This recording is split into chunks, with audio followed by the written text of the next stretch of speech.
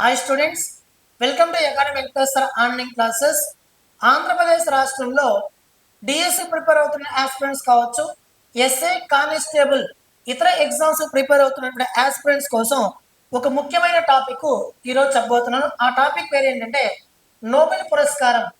మీకు కనుక Indian economy classes, అదేవిధంగా తెలంగాణ ఏపీ ఎకానమీ క్లాసెస్తో పాటు డిఎస్సి వాళ్ళకి ప్లస్ గ్రూప్స్ వాళ్ళకి డిఎస్ వాళ్ళకి సపరేట్గా జీకే కరెంట్ అఫైర్స్ ఉంది, సపరేట్గా అదేవిధంగా గ్రూప్స్ వాళ్ళకి కరెంట్ అఫైర్స్ సపరేట్గా ఉంది. మీకు కావాలనుకుంటే మన యాప్ డౌన్లోడ్ చేసుకోమని. యాప్ పేరు వచ్చి ఎకానమీ వెంకటేశ్వర యాప్. నా పేరు మీద ఉంటుంది, మన ఛానల్ పేరు మీద ఉంటుంది. ఓకేనా? మీకు ఏమైనా డౌట్ ఉంటే నెంబర్ కాల్ చేయండి. 9030539097కి కాల్ చేయండి. డిఎస్ వాళ్ళు జీకే కరెంట్ అఫైర్స్ నేను ఇచ్చేస్తాను తప్ప మీరు బయట ఇంకేం చదవద్దండి.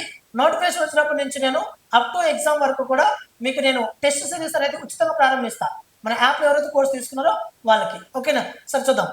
నోబెల్ పురస్కారం. భారతదేశంలో అత్యున్నత పౌర పురస్కారం అంటేనేమో భారత రత్న. అదేవిధంగా భారతదేశంలో రెండవ అత్యున్నత పురస్కారం అంటేనేమో పద్మ విభూషణ్. అదేవిధంగా మూడవ అత్యున్నత పురస్కారం ఏమో పద్మ భూషణ్. నాలుగవది పద్మశ్రీ అవార్డు. భారతదేశంలో అత్యున్నత పౌర పురస్కారం అంటేనే మనకు గుర్తొచ్చేది భారత రత్న. ప్రపంచంలో అత్యున్నత పౌర పురస్కారం అంటేనేమో గుర్తొచ్చేది నోబెల్ పురస్కారం. నోబెల్ పురస్కారం అనేది ప్రపంచంలోని ఇచ్చేటటువంటి అత్యున్నత పౌరుడి యొక్క పురస్కారం. నోబెల్ అంటే మనకు గుర్తొచ్చేది ఆల్ఫ్రెడ్ నోబెల్. ఎవరైనా ఆల్ఫ్రెడ్ నోబెల్. ఈ ఆల్ఫ్రెడ్ నోబెల్ అనే అతను 1896లో మరణించాడు. ఇతను ఏ దేశం అంటే స్వీడన్ దేశస్థుడు. ఏ దేశస్థుడు? స్వీడన్ దేశస్థుడు. ఈయన డైనమైట్ ను కనుగొన్న వ్యక్తి. మన డిఎస్లో డైనమైట్ ను కనుగొన్న వ్యక్తి. డైనమైట్ ను కనుగొన్న వ్యక్తి. అదేవిధంగా కొత్త వస్తువుల సృష్టికర్త అని కూడా ఈయన పిలుస్తారు. అంటే కొత్త కొత్త వాటిని కనుక్కోవడంలో ఈయనకి చాలా ఆసక్తి అనమాట. కాబట్టి ప్రతి సంవత్సరం కూడా కొత్త కొత్త వాటిపైన పరిశోధన చేసినటువంటి వ్యక్తులకి ఈయన పేరు మీద ప్రతి సంవత్సరం కూడా నోబెల్ పురస్కారాన్ని ఇస్తారు. ప్రతి సంవత్సరం కూడా నోబెల్ పురస్కారాన్ని అక్టోబర్ మాసంలో మనకి ఎంపిక చేస్తారు. కానీ ఈ పురస్కారాన్ని ఇచ్చేది మాత్రం ప్రతి సంవత్సరం కూడా డిసెంబర్ 10వ తారీఖున ఈ పురస్కారాన్ని అందజేస్తారు. మరి డిసెంబర్ 10వ తారీఖున ఆయన ప్రత్యేకత ఏంటి సార్ అంటే ఆయన చనిపోయినటువంటి రోజు. ఆయన జయంతి కాదు, ఆయన వర్ధంతి రోజు. ఈ పురస్కారాన్ని 1901 నుంచి ప్రపంచవ్యాప్తంగా అనేక రంగాల్లో కృషి చేసినటువంటి వ్యక్తులకి ఈ పురస్కారాన్ని అందిస్తున్నారు. ఈ పురస్కారాన్ని మొదట్లో 5 రంగాల్లో మాత్రమే ఇచ్చేవాళ్ళు. తర్వాత మరొక రంగాన్ని చేర్చి ప్రస్తుతం 6 రంగాల ప్రస్తుతం అందజేస్తున్నారు. ఒకటి మనకి ఫిజిక్స్, రెండవది కెమిస్ట్రీ, మూడవది మెడిసిన్ లేదా దీన్నే ఫిజియాలజీ అనుకుని పిలుస్తాం. సైకాలజీ కాదు, ఫిజియాలజీ. అదేవిధంగా శాంతి అంటే పీస్, ప్రశాంతంగా ఉన్నటువంటి అన్నట్టు. ప్రశాంతం లేదా పీస్, శాంతి. అదేవిధంగా సాహిత్యం, లిటరేచర్ అనమాట. లిటరేచర్. నెక్స్ట్ అదేవిధంగా చివరిగా చేర్చబడినటువంటి రంగం ఏదంటే ఎకనామిక్స్ అనమాట. అంటే మొదటిగా ఈ నోబెల్ పురస్కారాన్ని 5 రంగాల్లో మాత్రం ఇచ్చేవారు. తర్వాత మనకు రంగాన్ని చేర్చారు. ఆ రంగమే ఎకనామిక్స్. 1969 నుంచి ఆర్థిక శాస్త్రంలో కూడా ఈ పురస్కారాన్ని అందజేస్తూ ఉన్నారు. ఓకేనా? ఈ పురస్కారాన్ని ప్రతి ఏటా కూడా డిసెంబర్ 10వ తారీఖున ఆయన చనిపోయినటువంటి రోజున ఇస్తారు. అయితే ఈ 6 రంగాలు ఈ పురస్కారం అందజేస్తే ఈ 6 రంగాల్లో కూడా ఈ శాంతి పురస్కారాన్ని మాత్రం నార్వే రాజధాని అయినటువంటి ఓస్లో అనే ఒక ప్రాంతంలో ఇస్తారు. మిగతా 5 పురస్కారాలను కూడా స్వీడన్ దేశ రాజధాని స్టాక్హోమ్ అనే ఒక నగరంలో ఈ పురస్కారాలని ఆయా రంగాల్లో కృషి చేసినటువంటి వారికి అందజేస్తారు. ఓకేనా? ఇప్పుడు మరి పురస్కారాలకి చాలా మంది నామినేట్ చేస్తారు. పురస్కారం రావాలని చెప్పి, నోబెల్ పురస్కారం అందుకోవాలని చెప్పి చాలా మంది నామినేట్ చేస్తారు, అప్లై చేసుకుంటారు. కానీ కొంతమందికి నోబెల్ పురస్కారం అనేది ఇస్తారు. ఎందుకు? బాగా కృషి చేసినటువంటి వ్యక్తులకి ఈ పురస్కారం అందజేస్తారు. కానీ ఒక సంవత్సరంలో ఒక రంగంలో గరిష్టంగా ఎంతమందికి ఇవ్వచ్చు అనేసి అంటే 3కి మాత్రమే ఇవ్వాలి. అది ఏ రంగమైనా సరే, శాంతి పురస్కారం అయినా, లేకపోతే ఈ పీస్ పురస్కారం అయినా, లిటరేచర్ పురస్కారం అయినా, కెమిస్ట్రీ అయినా, ఫిజిక్స్ అయినా, మెడిసిన్ అయినా, ఏదైనా కానీ ఒక సంవత్సరంలో ఒక రంగంలో గరిష్టంగా ముగ్గురికి మాత్రమే ఇవ్వాలి, అంతకు మించి ఈ పురస్కారం అనేది ఇవ్వకూడదు. ఓకేనా? వాళ్ళ ఇష్టం, ముగ్గురనగానే ఇచ్చుకోవచ్చు, ఇద్దరికైనా ఇచ్చుకోవచ్చు, ఒక్కరికైనా ఇచ్చుకోవచ్చు, కానీ మొత్తం మీద ముగ్గురు కంటే ఎక్కువ మందికి ఇవ్వకూడదు. అయితే పురస్కారం అనేది, ఈ నోబెల్ పురస్కారం అనేది ఎవరికి ఇవ్వాలి అని నిర్ణయించేది ఎవరైనా అంటే ఈ పీస్ శాంతి నోబెల్ పురస్కారాన్ని మాత్రం నార్వేజియన్ పార్లమెంట్ ఎంపిక చేస్తుంది. నార్వేజియన్ పార్లమెంట్ ఎంపిక చేస్తుంది. మిగతావన్నీ కూడా స్వీడన్ దేశానికి చెందినటువంటి వివిధ డిపార్ట్మెంట్లు అనేవి ఎంపిక చేస్తాయి. చెప్తా అవేవినేసి. ఓకేనా? ఇవి గుర్తుపెట్టుకోండి. అయితే మన ఇక్కడ చూస్తే ఎకనామిక్స్ లో 1969 నుంచి ఈ పురస్కారం అందజేస్తున్నారు. 1969లో ఈ పురస్కారాన్ని ప్రారంభించినప్పటి నుంచి ప్రారంభించిన తర్వాత మొట్టమొదటిసారిగా ఈ పురస్కారాన్ని అందుకున్నటువంటి వ్యక్తి ఎవరైనా అంటే రాగ్నర్ ఫ్రిష్. ఎవరైనా రాగ్నర్ ఫ్రిష్. ఇతను నార్వే దేశస్తుడు. 1969లో ఈ పురస్కారాన్ని అందుకున్నాడు. నోబెల్ పురస్కారం ఎకనామిక్స్ లో, ఆర్థిక శాస్త్రంలో నోబెల్ పురస్కారాన్ని అందుకున్న మొట్టమొదటి భారతీయుడు ఎవరైనా అంటే అమర్త్య సేన్. అమర్త్య సేన్ 1998లో ఈ పురస్కారం అందుకోవడం అనేది జరిగింది. ఓకేనా? రైట్.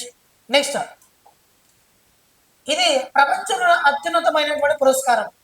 1901 నుంచి ఈ పురస్కారాన్ని ఆల్ఫ్రెడ్ నోబెల్ పేరు మీదుగా ప్రతి ఏటా కూడా ఇస్తున్నారు.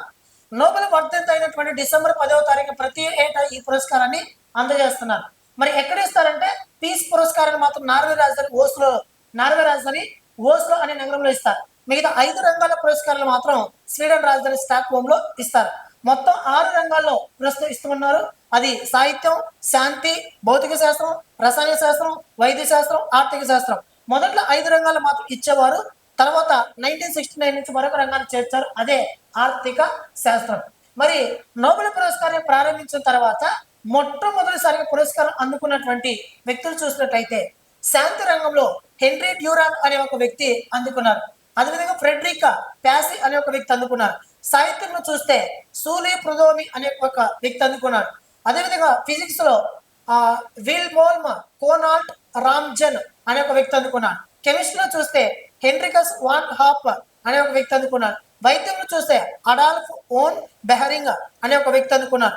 ఆర్థిక శాస్త్రంలో చూస్తే రాగ్నర్ ఫ్రిష్, జాన్ టింబర్చిన్, వీళ్ళిద్దరూ కూడా ఆర్థిక శాస్త్రంలో మొట్టమొదటిసారిగా నోబెల్ పురస్కారాన్ని అందుకున్నటువంటి వ్యక్తులు. నెక్స్ట్, నోబెల్ బహుమతి గ్రహీతను ఎంపిక చేసే సంస్థ చెప్పాను. శాంతి బహుమతి మాత్రం నార్వేజియన్ పార్లమెంట్ ఎంపిక చేస్తుంది. సాహిత్యం స్వీడన్ లిటరేచర్ అకాడమీ ఎంపిక చేస్తుంది.